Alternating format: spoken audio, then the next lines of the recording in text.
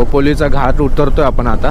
उतरताना थोडंसं जाणवलं, मला फील झालं की मी जेवढे ब्रेक यूज करतोय तेवढे ब्रेक प्रॉपर लागत नाहीये. मागचा ब्रेक ॲक्च्युली झाली गोष्ट त्याची अशी, ब्रेक पॅड टाकायला थोडंसं लेट झालं होतं. म्हणजे ऑलमोस्ट एक महिना मी जास्त यूज केले होते आणि ब्रेक पॅडची थिननेस कमी झाली होती. त्याच्यामुळे काय झालं की डिस्क पॅडला पूर्ण घासायला लागला तो ब्रेक पॅड. डिस्क पॅडवरती पूर्ण स्क्रॅचेस आल्या. आता जेव्हा मी चेंज केलंय ब्रेक पॅड तर तो ब्रेक पॅड व्यवस्थित वर्क करत नाहीये.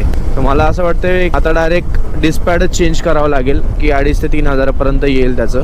खर्चा है भाई, खर्चा है, खर्चा है भाई, खर्चा है. कैसे ट्रैवलिंग करना सांगा मला. ये बहुत खर्चा होता है भाई इसको. ये पीछे वाला खर्चा एक सिर्फ राइडर को ही पता है कितना खर्चा होता है. और उतने में भी तुम्हारे से क्या एक्सपेक्ट करते हैं हम लोग. फक्त आणि फक्त प्रेम आणि लाईक, शेअर, सबस्क्राईब, बस.